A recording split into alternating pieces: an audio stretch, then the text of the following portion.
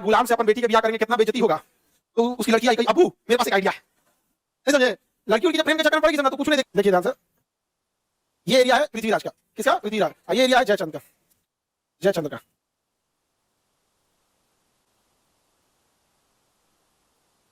कैसे ऐसे लिखा रहा हो, जयचंद्र का, ठीक है।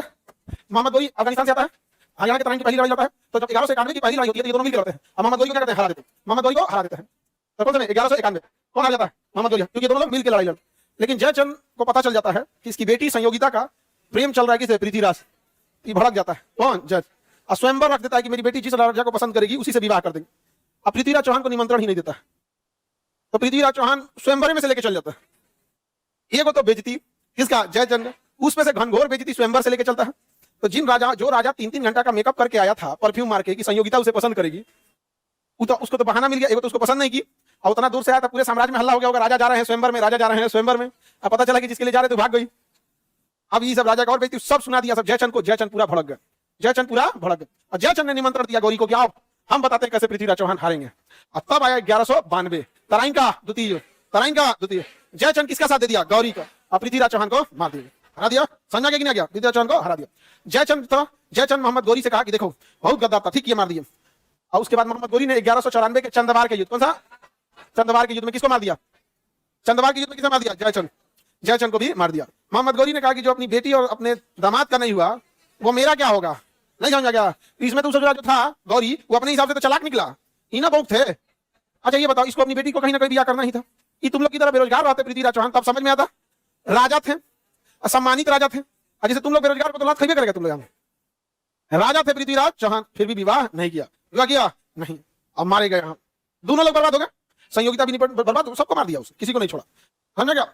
अब यहां से गौरी लौट गया। गौरी क्या हो गया? लौट गया। गौरी लौट गया, अपने एरिया लौट गया गौरी। अब गौरी का गुलाम था कुतुबुद्दीन ऐबक। गौरी का गुलाम था ऐबक, बहुत बहादुर सैनिक था और हर बात में गौरी के साथ रहता था। अंगरक्षक था, सैनिक था और बहादुरी से लड़ाई लड़ता था। तो गौरी की बेटियां फंस गई ऐबक से।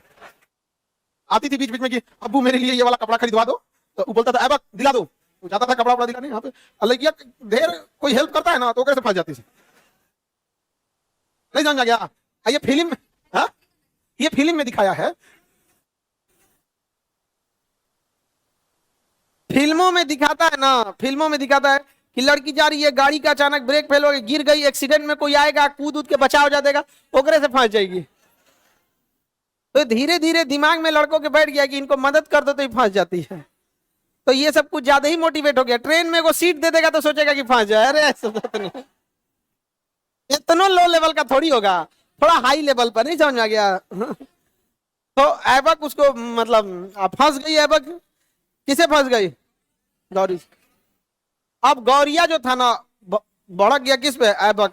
कहा कि ऐबक तोरा काट नहीं दिया तो तू कहियो यहाँ पे। तो ऐबक कहा कि हम आपके गुलाम हैं, आप हमें काट दीजिए, लेकिन याद कीजिए यही गलती जयचंद ने किया था और पृथ्वीराज चौहान मारे गए थे और ये दोनों मारे गए।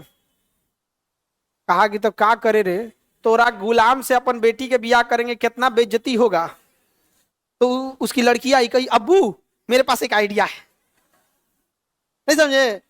लड़की उड़की जब प्रेम के चक्कर में पड़ेगी समझना तो कुछ नहीं देखेगी, 7 समुंदर पार एक के बार उसको, फिर उसको पूरी दुनिया में कुछ नहीं दिखेगा। कहे कि हमारा विवाह करा दीजिए ऐबक से और आप यहाँ रहिए, हम लोग को ये जीते हुए एरिया को दे दीजिए, हम लोग यहीं पे हंसी खुशी जी लेंगे। कहा कि अच्छा आइडिया दी, ना तो हम यहाँ मुंह काला हो जाएगा हमारा, भाग यहाँ से, भागा सुन। तो बेटी का ब्याह करा दिया अपने गुलाम से और फेंक दिया, आना मत इधर यहाँ पे। तो ओकर बेटिया के फंसला के चक्कर में भारत 300 साल गुलाम हो गया। कितने 100 साल? 300। बताइए वो फंस, क्योंकि कहा कि भाई यहाँ रहोगी तो लोग पूछेंगे बेटी कहाँ है, बेटी उस समय टेलीफोन है तो कुछ था नहीं, भेज देंगे यहाँ पे। आंतरिक कुछ लोगों को पता रहेगा, बाकी को नहीं पता रहेगा। चल गया वहां पे। तो आ गया ऐबका कहाँ? भारत में।